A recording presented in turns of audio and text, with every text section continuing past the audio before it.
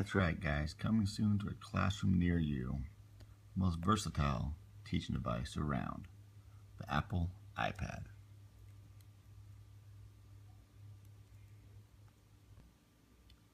When was the iPad created? Actually, on January 27, 2010, Steve Jobs took a stage at Apple's special event to give what was one of the most important keynotes of his life, and once again, in the history of consumer electronics.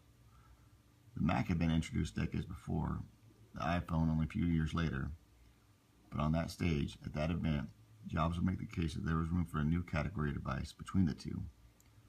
A new device that, in order to exist, had to not only be better at certain tasks, but significantly better at them.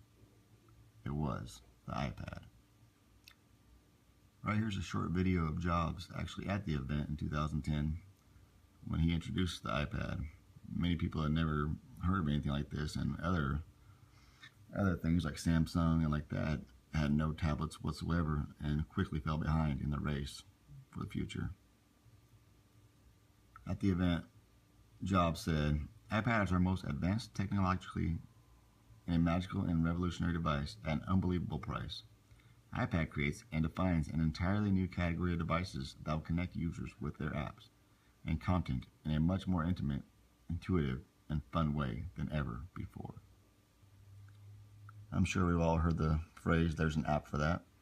Well, actually there is. There's over 900,000 apps available, and that number continues to grow every day. What is an app, you ask? It's a self-contained program of piece of software designed to fulfill a particular purpose. As you can see, there are many different varieties of apps. These are just a few that I highlighted that would actually be helpful in our realm of education. How is this going to be relevant in the classroom? Well, there are over 60,000 apps alone just to do with education. Teachers can use this for everything from grading to organization for students to learn creatively and intuitively. They can find wonderful apps for students of all ages to choose from. There are many different apps that are specifically made for certain job subjects such as math, English, history, art, and more. Here you can see an app that the students are actually using. It's a solar system app that can be found later on in our links to useful apps. Unlike many technological devices, the iPad is actually very easy to use. All you need is battery life and an internet connection to download some apps. Not always needed is the internet connection. The iPad can be used individually for personal enjoyment as well as in-group instruction for students to share ideas and experiences. A classroom with iPads is a classroom that is open to unending instructional possibilities. Students will love the many ways they can learn from using the iPad. Here we're going to look at the iPad versus traditional books and tools. With the iPad, it's very interactive. It leads to students using creativity. It's easy to use, light, and easy to transport. It's versatile as well as diverse, and there's very many things as we've seen, 60,000 apps for education.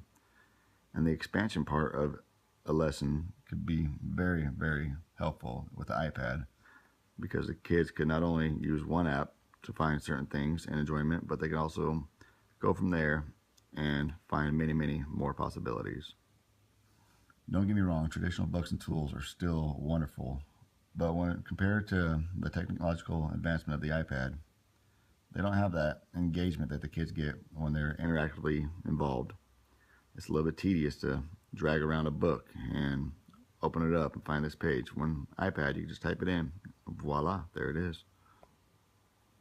They're not welcoming, they're a little bit scary to look at and dive into. You see a monster book. And remember those good old days of carrying 5, 6 textbooks around with you to class? Not no more with the iPad. It also helps with the organization of very many different things, from subjects to papers to all sorts of wonderful things for teachers and students alike. Here are those links I mentioned earlier. As you can see, there's a few here. A lot of free apps that can be used for education, which is wonderful. We don't want to be going to spend a bunch of money on our teacher salaries, or we don't want the kids having to pay a bunch of money themselves. So if you look at the presentation, you can click on these links and find very, very helpful information for apps. Here we have our short test on Google Forms. A few questions that you can look back on the presentation and find answers to, and you could also use your own creativity, just like the iPad, to delve deeper into these questions. Hope you enjoyed, and see you next time.